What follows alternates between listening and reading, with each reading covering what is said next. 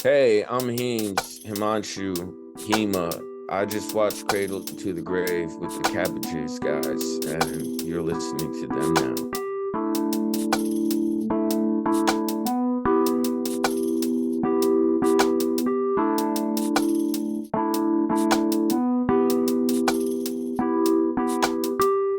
Gary, Yes, Jeff. I have a question just to open this whole thing up. I have a question. Okay, sure. It's not about the movie per se. Uh-huh. Are you mad? Are you mad, Gary? Am Yeah, I are you mad? Yeah. No, why would I be mad? We just watched a movie that I'm going to say both of us enjoyed. I had a fun time with this film. I enjoyed this film. It quite a wasn't bit. particularly a good film, No. but we've been watching bad films for so long that this thing was a real godsend. Yeah, and look, Like, this is cool. technically It's not Rollerball. Excellent. No, it's not Rollerball. I went all in and watched like all of the old Rollerball. Yeah, you did. I had like 6+ hours of Rollerball madness one week. I mean, Godspeed to you, but that feels excessive. I don't really know how much that really was But worth this your time. one, it's a movie that's memorable in scenes, but like totally forgettable as a general idea. It's been done to death. Yeah, it's These action people tropes. have all done it together before. Yeah. Oh yeah, it's like repeat cast and everything. Right. It's just kind of a washover, but like sitting down with it 2 times and like really taking notes and stuff. It's a bizarre, fun little piece. I wonder how our guest will feel about it. This movie would technically, like Rollerball, and like My Baby's Daddy, would have qualified for Bad Movie Battle if that's what we were doing. Is that right? I forgot to look at the score. What was 26%? Yeah, that would have qualified. That's a qualifier. Yeah, it would have qualified. So it's a bad movie. So our guest, and we've got a great guest today, may not like this movie. You and I like this movie. It's just been a while since we've had. It's a film that most actual critics opposition didn't. Because like this is the beauty of taking off the constraints of the battle. Okay. You know what I mean? Is now we can just like enjoy what we enjoy about it and not enjoy what we not enjoy. But the mystery of coming in and not having to like convince our guest to like or dislike the film. Mm-hmm. You know what? Yeah, who gives a shit if Heems likes the movie? Yeah, there's no game needed there. Like we have to have a game. We're trying to game it when there's an actual contest. This is just like, okay, if you like the movie, we watched a DMX film, and you know what? Technically, we don't really have to count this as a DMX movie because Drag On is in it. Correct. So this we could still watch be another DMX. The Drag On episode.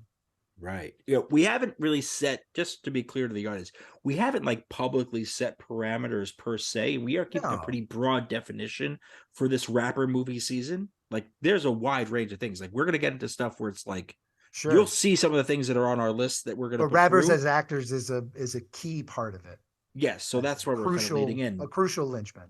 But there's more in that larger genre to work with. But I want to stress that, we are kind of coming into this with the idea of like one rapper per movie, meaning like every movie we pick is representative of that rapper. We're not like duplicating it. So we did Cradle to the Grave as a Drag On film. I'm going on record. Okay, so if we say that's a Drag On film, you should just title this the Drag On episode. Cradle. We better make sure that when we talk with our guest, whose name you dropped before, it's fine. It's in the show notes. People know who we're fucking talking to. They'll know. We're going to advertise Heems.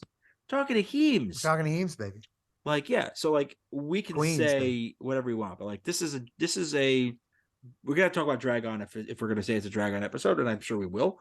But yeah, we could say this is a Drag On episode. We can say that we would technically not do another LL Cool J movie.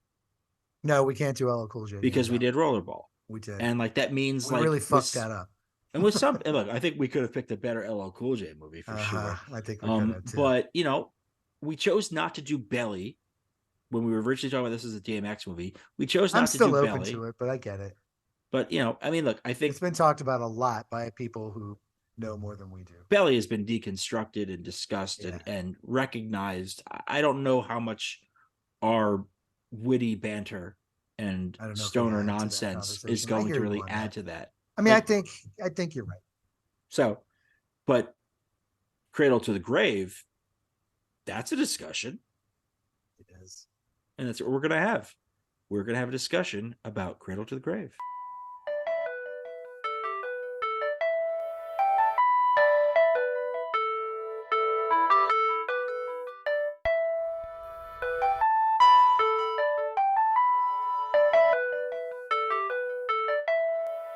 I am very excited to introduce our guest today, a proud product of Queens, New York. Himanshu Suri is perhaps best known as Heems. He's a rapper, activist, music industry insider, and tastemaker.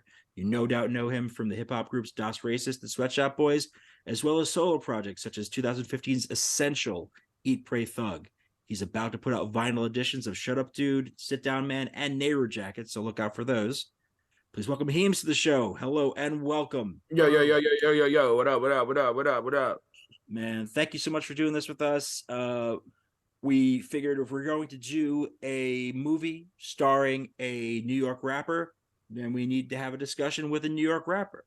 Yeah. That just seemed to be the most logical way. Can I start by just asking, were you a big Rough Riders fan?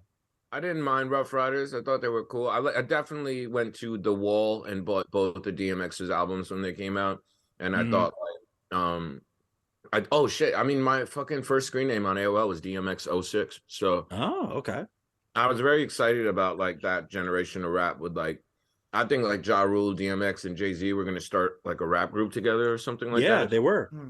I was really excited about Ja Rule when like Venny Vicious came out in junior high, and like me and my boy K-Ron were like super excited for that to come out. I remember talking about that. So this general era of rap was definitely something I was into.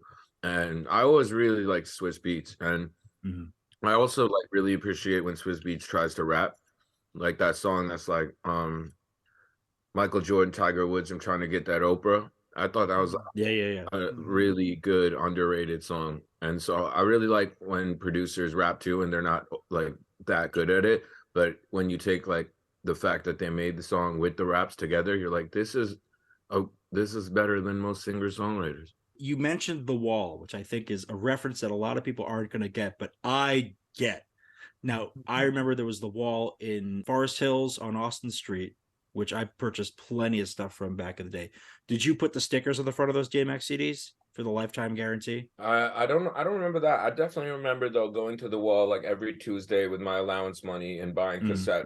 Like the first two cassettes I bought, and probably why I'm more partial to It Was Written than Illmatic, and like Mariah Carey's like Daydream was the name of the album, maybe, or the one with like Always Be My Baby. Those cassettes were like the first cassettes I bought, and I'm still to this day happy with those purchases. Shifting to DMX as an actor, how much of his filmography were you familiar with prior to watching Cradle to the Grave for this? Yeah, let me tell you like this. I was really upset at how much I hated this movie because the pairing of X and Jet Li was, Romeo Must Die is like one of my favorite movies. And so I think like X was okay as like side character, but to hold his own for a whole movie, like he can't do it. It wasn't good. I hated this movie. I couldn't watch it. Jeff, are you laughing? Now I am laughing. Of course I'm laughing. Look, I can't laugh at the fact that he hated the movie. Comparatively, I mean, like I think we're coming to this movie from perilous lows in filmmaking. Really awful, truly trash films. We've watched some straight garbage. Yeah. We watched some straight garbage before this. Comparative to that is a godsend for us. Like, your opinion's tainted because your opinion tainted because of like the stuff you've had to watch leading up to this. So I'm sure, compared to the general oeuvre of Cabbage's films, this is probably like good. But as far as like My taste in films, this is trash, you know. Yeah. The era that it comes from was also flooded with trope action. Sure. Like a lot of it, more than you could imagine, was coming out and coming out and coming out. And this was in that era.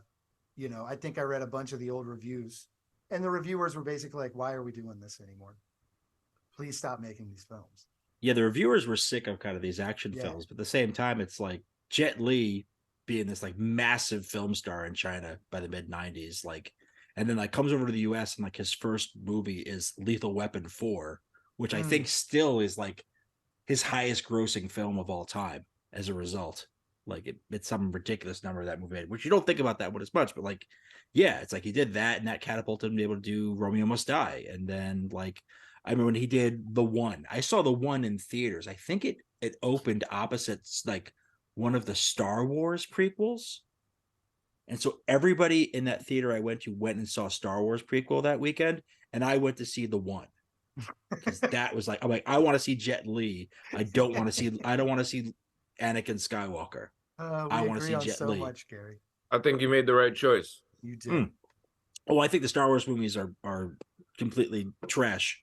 And Garbage. Jet Li's The One had 2 Jet Li's in it, which if Jet Li's going to act opposite anyone, he should act opposite himself.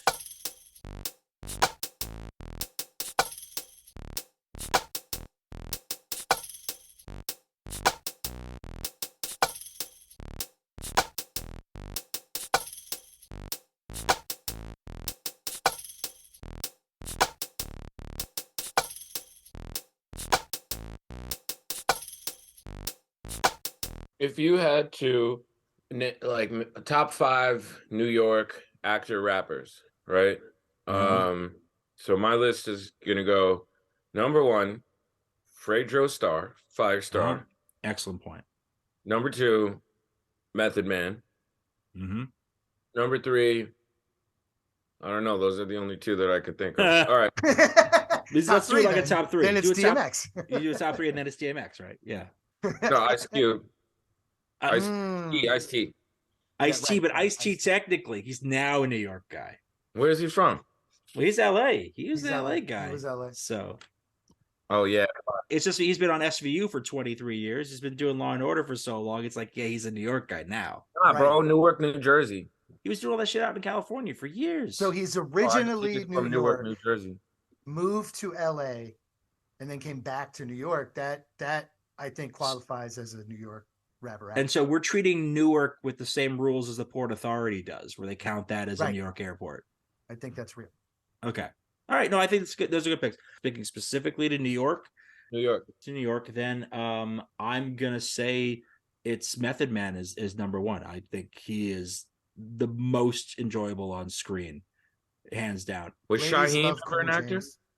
Oh, did Shaheem ever do any movies? It's cool. We're only like just really getting into like this season. I feel like we're gonna get really deep into who did movies. Like, I mean, Ja Rule did movies, but I don't think any of them are gonna be great based on what I've read about them so far. I'm a little skeptical about that. Yeah, Shaheem acted a little bit on a show called The Parenthood. All right, so here's my list. Okay. Yeah, no, I like this. I like this as an organic conversation about this ranking. I love we got to rankings. Okay, here we go. So I'm gonna go with Fredro Starr first. Okay. I'm gonna go with Method Man second. And then I gotta confirm one more person. All right, Tupac third. He's from Brooklyn. He was born in Brooklyn. Okay, you're going by your origin. I get that. Okay. Okay, I'm going with Ice-T, number 4. I don't know where Dougie Fresh is from. Oh, good question. Yeah. But I gotta go with Dougie Fresh somewhere on this list. He's from Harlem. All right, okay, so there you go. Then I'll probably throw in Shaheem. I didn't say him. He was on the Parenthood. Yeah, right. All right, LL Cool J is getting a low mark, but LL Cool J, I actually don't mind watching CSI NCIS Los Angeles. That show's not And I like when he was on that movie with the dolphins or the sharks, where his hat is like a shark's fin, or Yeah, Mm. Deep Blue Sea. I had Yeah, a shark's fin. And then I'm gonna go with like 50 Cent, and Yeah. We haven't then like gotten there either. maybe like Ja Rule did some acting, Sure. yeah, and he did. He did. all right, Pop Smoke was in that Eddie Huang movie, He and was. Yeah, that's true. uh, There's a name I'm waiting for you to say, and I don't know if you're gonna get there. I have a number one that hasn't been mentioned. Which is Queen Latifah. She's Queen from Newark. Latifah. Ooh. Yeah, there we go. She's from Newark. I mean, Yeah. maybe Method Man's my favorite because I love Wu-Tang so much, but Queen she's up there. Latifah should be first, to be I honest. think so too. She should be first on most of these lists. I would put her maybe second behind Meth, but yeah. She's fantastic. I And can't who are wait to you get to thinking, her Gary? movies this year. I was surprised that no one's mentioned Sticky Fingers yet. Oh, see, I just go straight to Yeah. Fredo Star, but But Sticky Fingers, he did some work. We did Leprechaun. Back Is to that the Hood. Back to the Hood. Yeah. Yeah, we did that. We did that on like our second season. Yeah. Uh-huh. So was that like one of your best episodes? We were very tired of talking about the Leprechaun at that point. Leprechaun in the Hood, though, the one before that, the fifth movie, is the one with Ice-T, and that movie is fucking It's a giver. a delight. Yeah. Of I bad gotta movie shit. I gotta throw two more people up on Let's hear it. here. Wait, I said Dougie Fresh, right? But did I mean Dougie Doug? Well, I was gonna add, that's what I was Yeah, gonna ask you about that. because he was in what was it called? Yeah, I meant Dougie Doug. Class Act! And then, oh, this is gonna kill me. All right, there's someone else. It'll come back to me later. Yeah. Oh yeah, Yassine Bey. Right. Oh my God. How could we overlook? That is, yeah, like I think you could find so many extraordinary roles that he had. I mean, like I even liked him in that fucking Hitchhiker's Guide to the Galaxy, where he plays what Zaphod Breezelbox. Let me it's ask not even him. All right, so obviously, Cameron had a movie, so we'll toss him in there too. Yes, Cameron gets that for sure. We're gonna cover Cameron. What about Lin-Manuel Miranda? Oh, I'm not counting him at all. All right. Action Bronson was in Scorsese movie. Yeah, he's in the Irishman for a minute. Yeah. Joey Badass did a movie. Mm-hmm. I've never seen that. ASAP Rocky was in Dope. Right. Yeah. All right. You know what? This is a sleeper hit. I'm gonna toss in another person. Aquafina, Nora. Aquafina. Yeah. I mean, I don't think I've ever seen anything with Aquafina. I watched that. What was it? Raya the Last Dragon. She plays the dragon in the title. That's good. She was in. She's in Shang-Chi, right? Shang-Chi was awesome. Great fucking. She's in really a fun. TV show. Yeah. She's fun in that. Well, and then Nora from Queens, the TV show. Right. Yeah. No, I think we have a really rich history of rappers going. Yeah, it's on one to of the acting. reasons we want to do the season. That's why I want to do the season. It's like there's so much to explore, so people to do it. It's just like at some point, I guess we got to talk about the movie a little. But... Yeah, so let's talk about it because Dragon. Why was Dragon? Yes, let's do it. Why was Dragon in this movie in like a role that felt like it could have gone to like Lorenz Tate or somebody if they wanted like a dude that looked like that? I'm confused about Dragon's place within the group in general. Like, what is Dragon's job at one point is to, if we get caught, you take all of the stolen shit and run. I guess he's an escapist. He's good at another escaping. scene in another scene he's a sniper. Right. Which, like, they had a no guns policy, so kind of weird that he's just like excellent as a sniper. They revoked the no guns policy at his behest. Right. He's a utility man. Yeah. Right. I mean, the thing with him too is like infielder. It's like because like Anthony Anderson's character is comic relief. He's there for a reason. Gabrielle Union's character, she's there for a reason. Consistent honeypotting. She is honeypotting. She honeypots very well in this. But Dragon's role is like I didn't quite catch it first on the first viewing. Again, I was pretty stoned for the first viewing. Because we always watch these movies twice for the show because we miss something usually on the first one. We quite catch on the second. I didn't realize it was Dragon in the very beginning when Jet Li is kicking his ass on the subway tracks. It was only afterwards I'm like, oh shit, that's Dragon. Why do you sign up for a movie where you're gonna just get your ass kicked by Jet Li? I mean, I guess it's an honor, but Yeah, it's an honor. Yeah. Great cast, by the way. Yeah. Anthony Anderson, Gabrielle Union. No idea where Tom Arnold fits in. Why? I mean, what the heck? I love that guy from John Wick. Is his name Ling?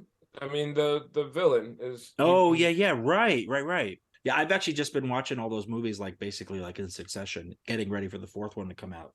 Tom Arnold though is a mystery, because Tom Arnold is like, he had like, obviously he comes up through Celebrity Marriage and Celebrity Divorce, and then he lands that role opposite Arnold Schwarzenegger in True Lies, and then suddenly it's like, oh, now he's somebody, and then he just spends like the next several years like doing terrible comedies, failed TV shows and guest appearances and stuff until there's just nothing. But then he comes back in Exit Wounds, the movie, the same director before this.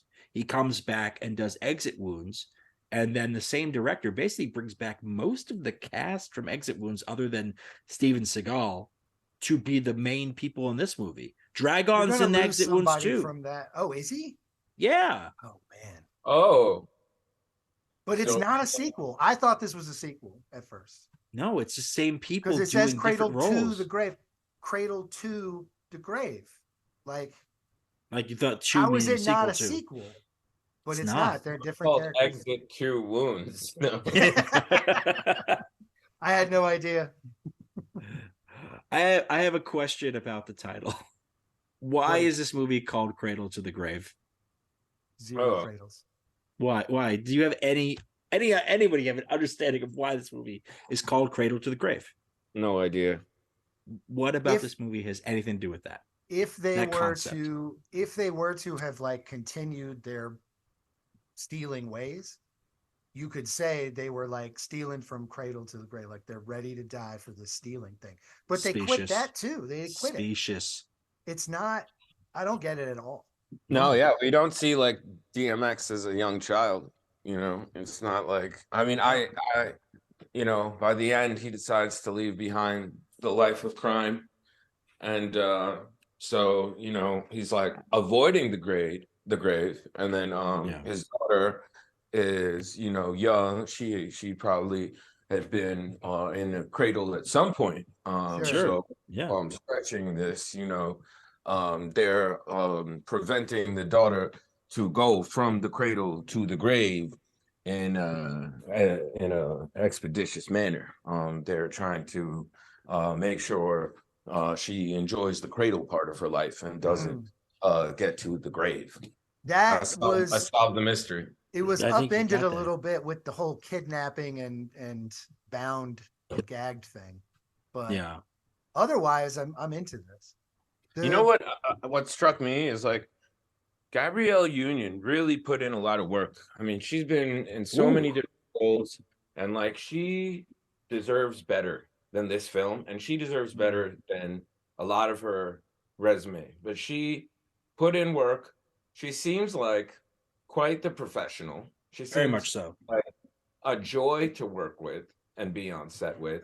Yeah. And now I feel like she's like very regal and is the way I think of her now. But she put in that work, and she was a working actress, and Jesus, like, yeah, she deserves better. It hurt to see her in this film, because I was just like, nah, man, you like what are you doing? What did you have to do to get to where you are now? Like you really had this was a bottom, like a rock bottom situation.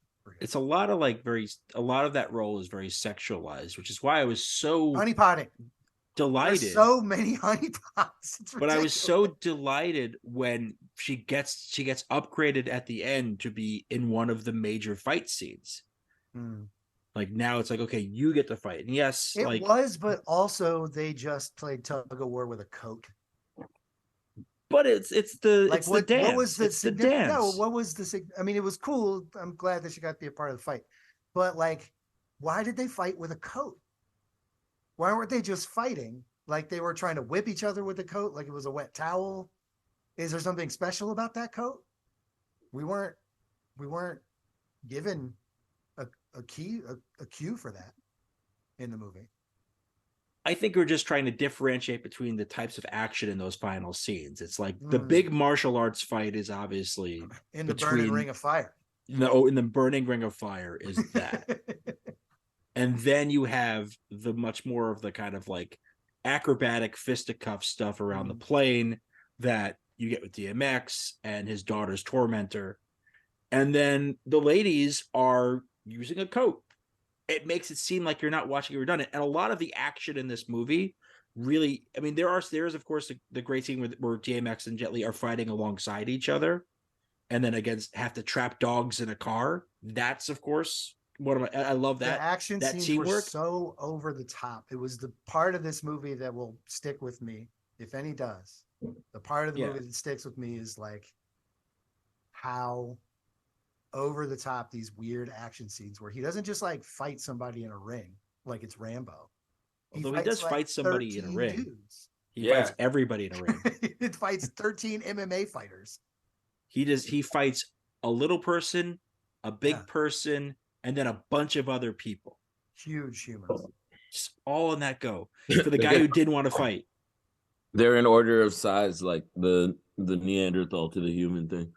It was really something. It was really something how they played that out. And at the end of the day, it's just a reminder of how awesome Jet Li is. And I really just kind of love personally, I love the sort of opportunities where actors who were doing these movies in like China and Hong Kong and directors who were doing these movies got to come over to the US and do these movies where we got to see things that we wouldn't otherwise have seen in theaters back then. We had the beautiful benefit now of like, you know, the ability to rent a lot of these films and to watch them on YouTube or, you know, or somewhere else. But like this stuff was not necessarily accessible to most people here in the US.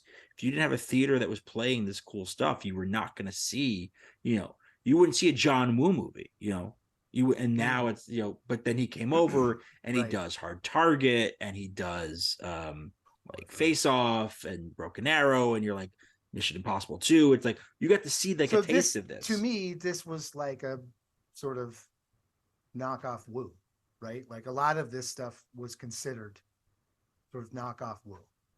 You don't have the budget, you don't have the crew. I mean, like I'm not trying to disrespect the movie or whatever, but like why not? Yeah, exactly. there's a lot of trope. Yeah. These two characters just sort of like get together because that's what they knew the audience wanted. There's no real bond formed per se. I think like one of the things that struck me when we're thinking about like, you know, these actors and stuff coming over is I couldn't really place like the styling of like Jet Li, like in that first scene where you see his outfit. I was just like, is this like what like folks were wearing in where he's from, or is this like just the 90s that people dressed like I think poorly? Like what is the choker he's wearing that looks like a phone cord? Have a choker, or is that just a 90s thing? And there's like gelled, you know, spiky kind of hair. Like I don't get the look. And I think it's hard then to like vibe with the character. On the other hand, like Ling, he's got like a stylish leather jacket. Very much so. Slick. Like he looks kind of cool and badass. And he and like the other villains aren't dressed that like poorly, but like I think they tried to stylize like Jet Li a little bit, and they made Mark. It's interesting what you bring up because I'm reminded of sort of this trope that kind of occurs in these films, something that the screenwriters rely on, and it's a sort of like fish out of water situation where it's like a direct, you know, you take a police, you know, detective or a military personnel, you bring somebody from another country over to the US to explore a crime, you know, and obviously in the 90s it was the opposite. They'd bring American police detectives over to Asia to do those types of movies.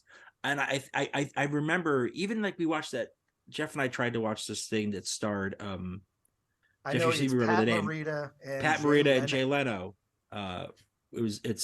it's a nightmare of a movie. Oh, And it God. like we had to turn it off because like Unwatchable. it was like as offensive as much like anti-Asian sentiment that happens in the scene in prison when Jet Li shows up in the prison in this, and Jump Chambers, the crime boss, like basically uses every slur he can come up with, which is just such a dirty trick from the screenwriter's part. There, like this movie with Jay Leno Every line. and Pat Morita was so offensive. I had to actually turn it off. I'm like, I'm Yeah, we actually both, like I couldn't finish disgusted. it. Every It was now so and bad. again, my algorithm will be like, "Hey man, you want to watch that again?" And I'm like, "I don't. Please." What was it stop, called? stop What was it doing called? It was like Cruise Control, or I don't know. Oh It's my something God. terrible. Anyway, it's a There was nightmare. but in that jail scene, Jet Li stabbed a motherfucker with like a lobster claw. Mm, No. Ling did the that lobster was claw. lame. Oh, right. That was Jet Li that just was like awesome. quickly kicked a guy in the face that was coming at him and just knocked him out cold. Yeah, Jet Li got that guy on the ground, I but would then also fucking take a second to highlight probably somebody that I think stole the show in this film, Kelly Hu. Mhm. Yeah. Is just every time she's on screen, she commands the camera. She is she's a national treasure. She's Yeah. She amazing. says the word, she says the words, "I hate kids."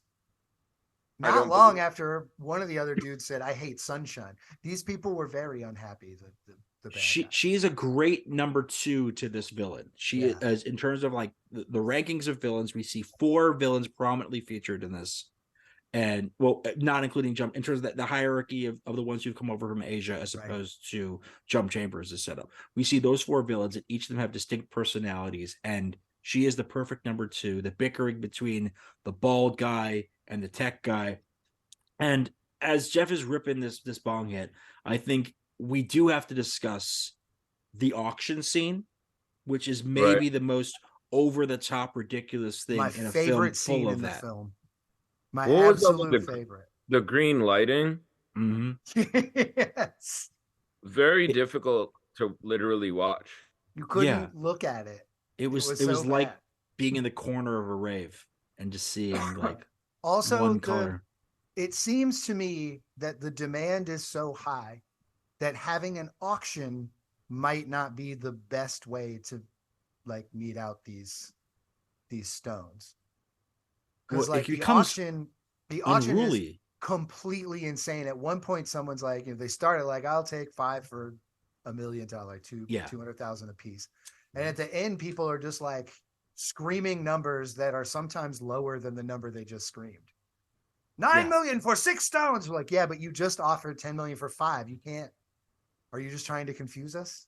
Were you seriously doing math during that scene, Jeff? Yes, Wow. they invite it. I was not.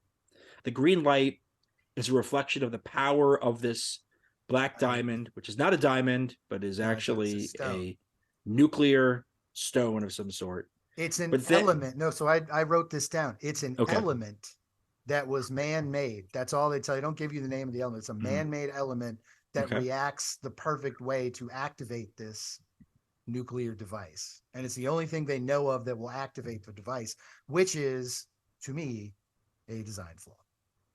What the ridiculousness of that scene is that so the tech guy is running it, and this green light is your indication, other than this graph up a screen that they don't see, but he sees, of the power of this thing growing.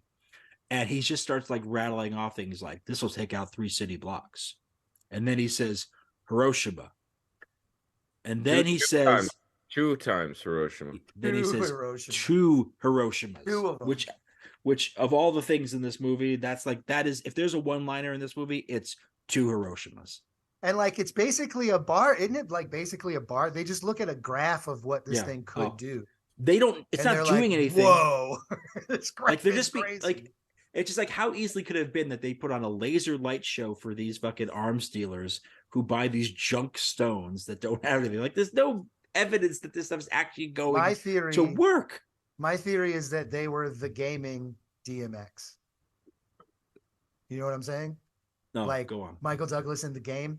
Oh, okay. The game. They're like, this whole thing was faked to get him to stop robbing people. That is a really profound approach, an obscure It's the approach. only considering, explanation. but oof, no. So I loved that scene, and then of course because it's so ridiculous, you have to have Anthony Anderson and Tom Arnold come in a tank. That's the only thing that makes sense. A tank they didn't know how to use. I like that they were all like, it was like an international consortium of like arms dealers, but then under the green light, they all just like, you couldn't identify what race most of them were also. Yeah. Yeah. Well, New World Order brings us all together. It unites all races. The arms dealers Yeah, were they're super interesting because like they only care about money. They're well like put. evil arms dealers that are on all kinds of lists, but DMX clearly states that all of them registered to fly to this one particular place together. And that's how he knew that that was the place. Well, so like, even then, this is pre 9/11. Fair enough. Yeah, I mean, well, the movie came out in 2003. Oh, but actually, that doesn't mean, yeah. Well, I'm pretty sure the screenplay, it could have been filmed sooner, but the screenplay was definitely not written with 9/11 in mind. No. That's what I think too. Yeah. I guess none of the international arms dealers were brown, so they just let them all fly. No, but they did have one that they wanted you to think was African because he wore an animal print hat. Yeah. Right. Like that was just like some signaling. Goofy type thing. Yeah. And one was a white woman of some sort of European, Eastern European, just because she stood out in a room full of men. And there's like, so they really were trying to get some level of diversity, bless their hearts. But again, everybody's green under the lights. So there's that. The casting shows it too. I mean, like that, there's some diversity in this movie, but it's also, not good per se. I mean, it's a film where none of the leads are white, so we have to give it credit just there for that not being the case. The most, especially because the movie before this, Exit Wounds, was Steven Seagal. Like now it's just like, no, we're gonna basically the most highest billed white person in the film is Tom Arnold. He's almost there as a reminder to white people that they're still there. Steven Seagal is white? No, I'm just playing, but it's really crazy that they just always had a white dude in movies that like looked like, oh my god, Steven Seagal is fascinating.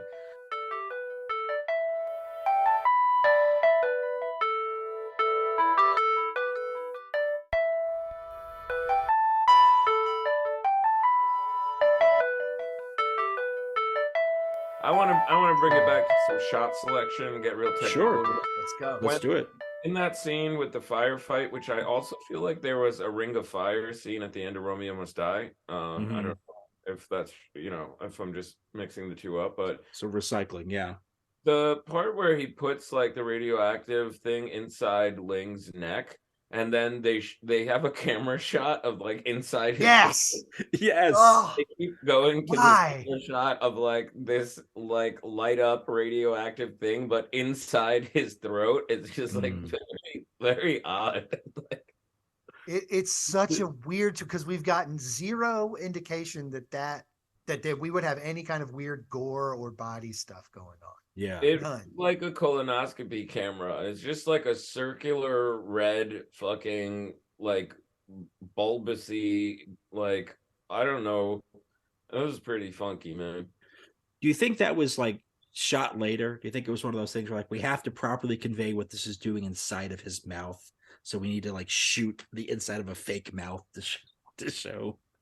Well, this director, has he ever done any art films? No, this is a guy who was like basically a Hollywood cinematographer, director of photography on like Falling Down, Speed, Species. He did like an Aerosmith video. Like he was doing just like Hollywood fare. This is never a guy who was doing weird art house films. And after these, he kept doing big action films that were flops, but did those. Wow. So he's Oscar nominated for The Verdict, Terms of Endearment, and Prizzi's. And he worked a lot with Sidney Lumet, Prince of the City, and Guilty as Sin. Yeah, so that's early stuff for him too. Yeah, he went on to do. Love DMX, huh? He Yeah, did love DMX. I think he loved working. I think what ended up happening because Exit Wounds was a hit, and since like it made money at the box office, and I think he must have just enjoyed working with these people. He's like, let's just do this again. Let's just do this. That's essentially got the gang back together. And it didn't do as Steve. well. It was a modest success, but it was still opening weekend. It was #1 at the box office. So it worked, made money. It wasn't like a huge thing, but it made money. And he ended up going on to do he did the adaptation of the video game Doom. Oh, cool. With I think with the Rock. He directs Doom, and then he does another video game where he does Street Fighter, The Rise of Chun-Li, right? Huh. So I am now learning that exists. His last movie was called Dead Reckoning in 2020, and it stars no one of note and was released on video demand in 2020, and it was shot in 2016 under a different name. So he's had a rough for somebody nominated for 3 Oscars. It's been pretty rough for Andrzej Bartkowiak since, unfortunately. He did. If you go through his IMDb, he seems to have gone back to sort of director of photography, cinematography roles rather than helming pictures. But this is sort of the thing that happens, because as we sort of got talked about earlier, this Jeff and I have watched so many bad movies that we find out we look up what did the director do after this terrible movie we watch, what did they do, and it is almost always they started doing really bad movies or they disappeared. They just didn't get work anymore, or they didn't do bad movies, or a lot of them come back and do television because there's so much television that's we need directors, we need bodies to do things. And directors you don't expect to do TV have done TV, and not even their own projects. It's Neil LaBute does a bunch of TV shit that he's not a producer. He's just I'm just directing an episode of television. I'm looking up an interview with Andrzej Bartkowiak, and he does say, "I love music and movies. I have been so lucky, starting with Romeo Must Die, where I had Aaliyah, DMX, Timbaland, Stanley Clarke, and Destiny's Child on the soundtrack." Mm-hmm. So he's a big music head. He's a tune head. And the soundtrack for this movie is amazing. I wish they'd used it in the movie, but the soundtrack that came out on Def Jam for this is awesome. Oh, it's excellent.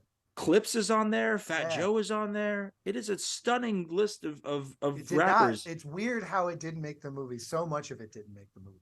Yeah, you get that Eminem song in the very beginning. Eminem with DMX and Obi Trice. Yeah.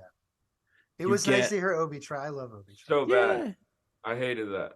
But Eminem as the opening note was really sour for me because I've made very clear I have no love for Eminem on this show and everywhere else. I think I've made that clear. It was nice to hear DMX by that point, but that was the worst starting point for the movie. Where he's oh, we have to hear Eminem shit. Ugh, that's disappointing. There was also a fair amount of very active techno. I won't call it per se enjoyable, but it was heist techno. Yeah. And then some rap rocky, new metal-y. There was some of that as well. Or for the UFC, the underground fighting, the daytime underground fighting. That was a weird soundtrack. Because cops won't go to a thing because it's during the day. That's their scheme.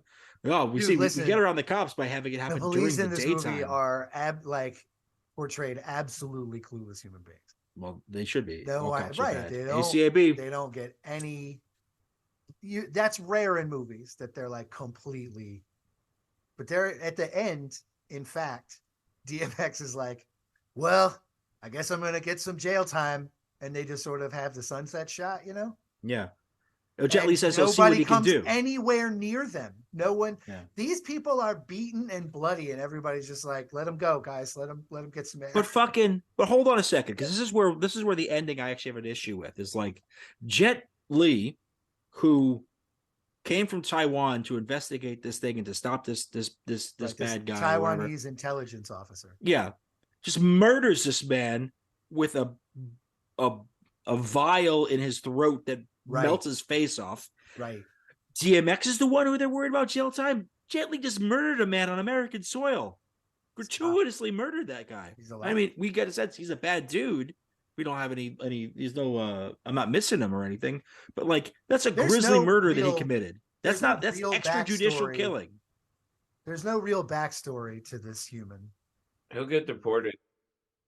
Yeah, At we'll get some deported. point, he flashes a badge. He talks about how he grew up with this enemy dude, and they were like cops together. And he has a daughter, an older daughter. 15-year-old daughter. Yeah, That's it. That's it. which never gets referenced again. Nope.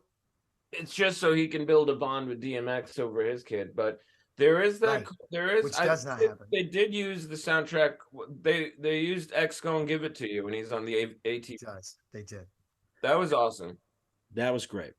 The very conveniently placed ATVs, just where That you needed beat has been running through my head the entire time we've been talking. them. I mean, like the whole time I've just been.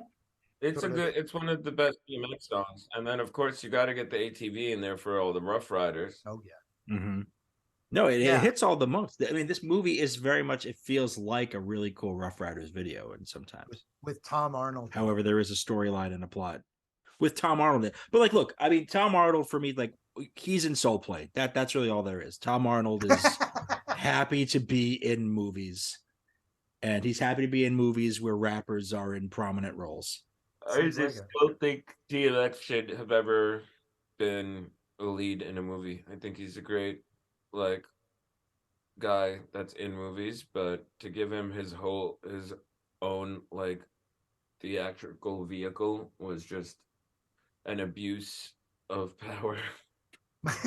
Well, I mean, you got to keep in mind, in 2003, he is like arguably the biggest rapper in the world, right? He is in the top 3 biggest rappers in the world, probably. Right. Like he had 5 #1 albums by 2003. And Exit Wounds was a hit. Exit Wounds was a hit. Belly was beloved, and he can do whatever he wants, and he's going to be a star in this movie opposite Jet Li. He was so big, he could have done whatever he wanted to do, and he wanted to do movies. He wanted to be in action movies. I don't know, like I'm not a guy who'll be like, oh, this is a good actor or that's a bad actor. Like everybody loves my guy Riz as like another good rapper. Of course, yeah. Mhm. But to me, I can't like I don't know what really constitutes making someone a good actor. But with DMX, I'm just like this is not a good actor, and like it sucks. If you got me saying that like Eminem is a better actor than DMX, which I just said, then like that's Wow. bad. Ooh, I'm listening, though. I'm Indictment. listening. That's an indictment. I'm Wow. listening. He delivers my favorite line because it's my favorite because of how bewildering it is. But he kind of orders Tom Arnold's character to do stuff. He's like, well, you need to find out what this stone is. Just do Yeah, it." right. And he says, I'm going to go return a favor to a friend. And it's like, Tom Arnold's already like looking down and trying to figure out what's going on. And then he just like lets everyone know it's to a friend. Mm-hmm. Oh, okay. Thanks, DMX. You can just go if you want. Time's ticking down. My favorite DMX line is when he's in the car with Romeo Mustang with Jet Li, and he goes, "All right, now it's time. PMD." And PMD. He's like, "Put me down. What is this all about?" Oh, that's right, PMD. Yeah. I was like, Parrish making dollars. Is PMD in this movie? I'm Like, so excited. I don't think anybody has ever said that's not even a real slang term. Like, who is the writer who was just like, and then, like rappers love acronyms. And it sounds like something like a drill rapper from the UK would say, because they love like having an acronym and then saying what the acronym is.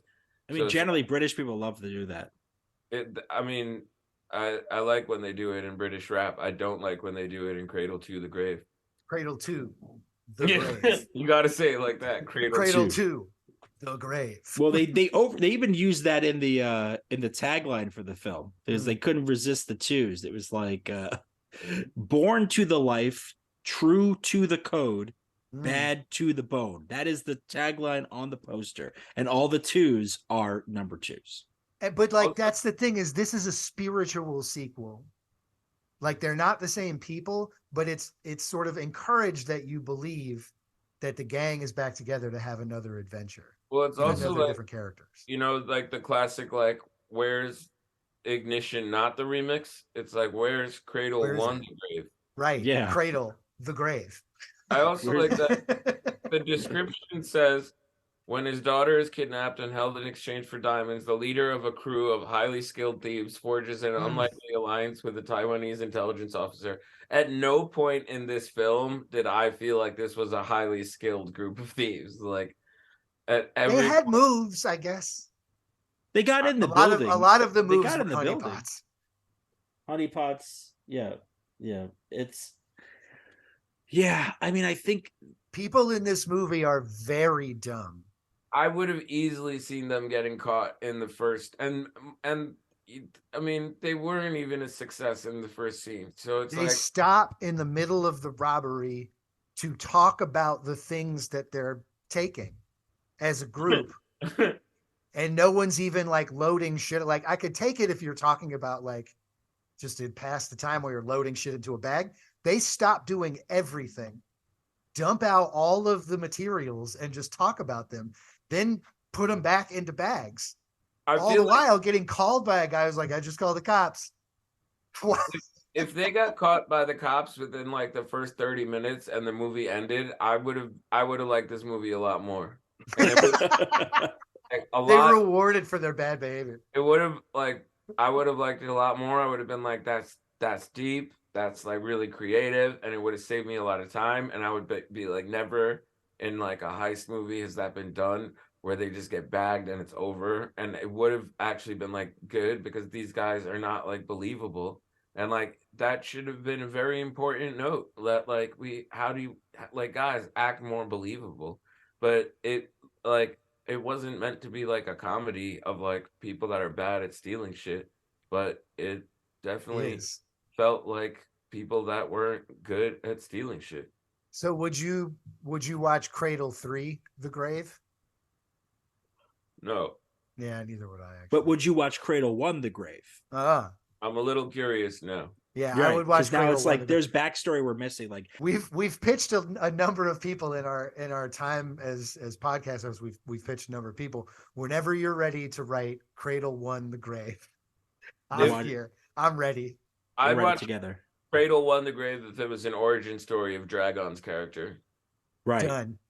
There we go. Done, all right. So the three of us are going to pen this movie. We're going to make it happen. I love it. Or if it was about Kelly Who. Well, I think you start to build out a cinematic universe, right? Right. Is you create these things. Maybe Kelly Who's character gets a TV series. You know, I'd watch a TV show with Dragon and Kelly Who.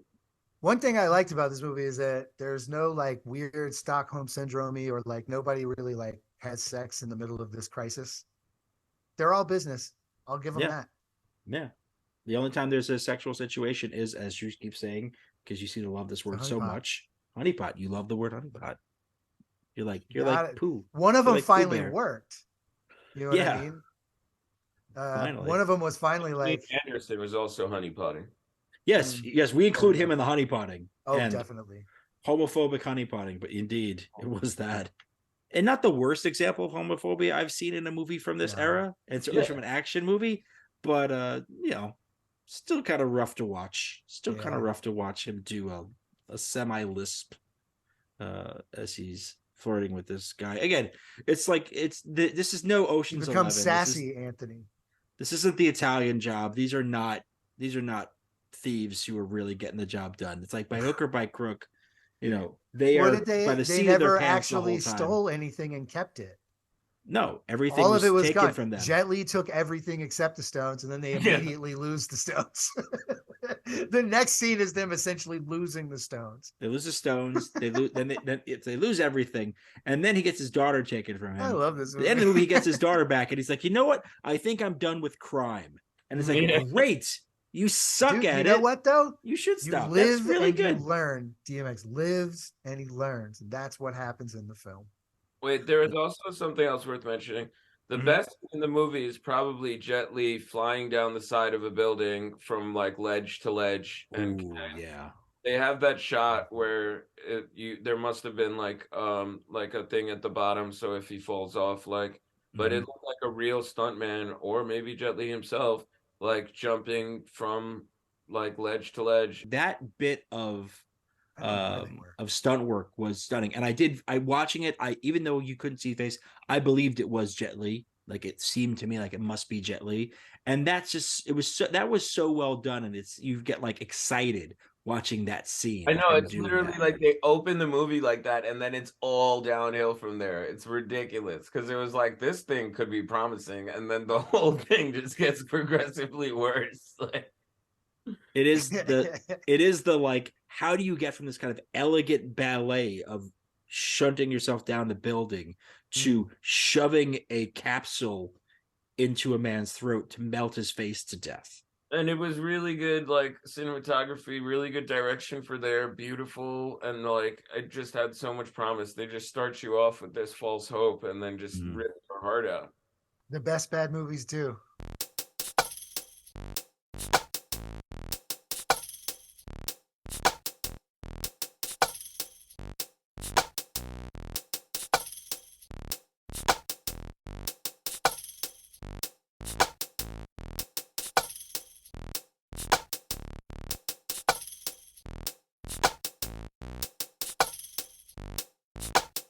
Hey, Jeff.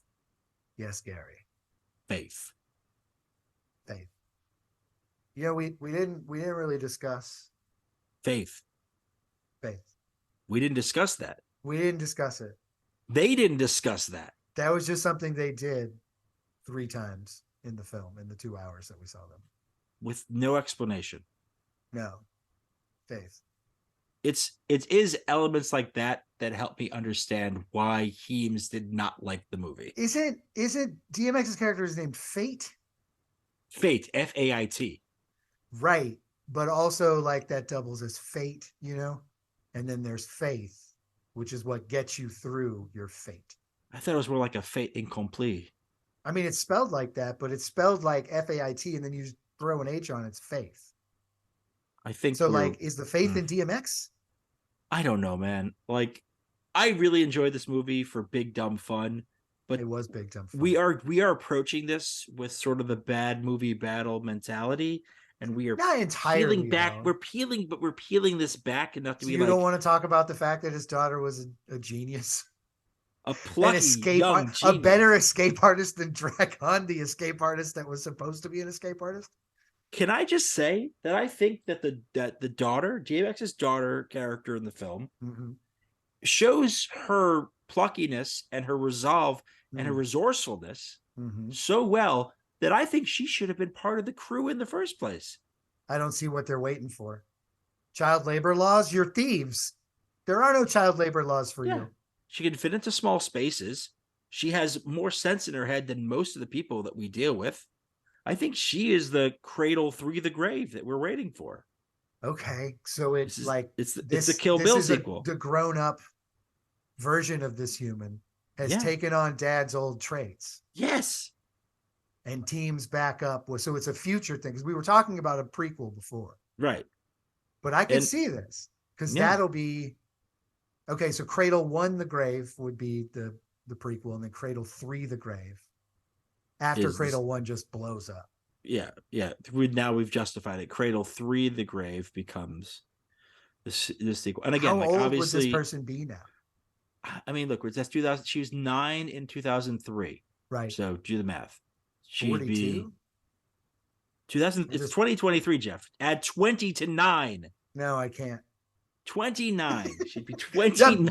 my math is screwed up. Listen, my math is screwed up because of that stupid scene where they were just screaming numbers at me for 10 minutes. That's what you get for trying to like math I really tried to I watched that scene like a couple of times too. You every time seriously I saw it. Like, were auditing the fuck scene. are you guys doing? You audited that dumb scene. That ridiculously stupid fun scene. It's so good. But she would be 29. And the thing is, obviously, DMX. Now's the time. Having passed away. Physical. R.I.P. DMX. Dad story. People eat this shit up. Like, there's a narrative thing that you can go in there and you can pay homage to him. But like Anthony Anderson, still around, you could absolutely bring him back. Pain, the laughter, Tom Arnold could come back. Gabrielle Union could come back. Tom Arnold was never canceled? No, he actually ended up being like really anti-Trump. Huh. So he's managed to avoid some things that maybe. Joy and pain, I'm not doing this. Gary and rain. Pump it up, Gary. Faith. Faith. It's the Cabbages Podcast Network.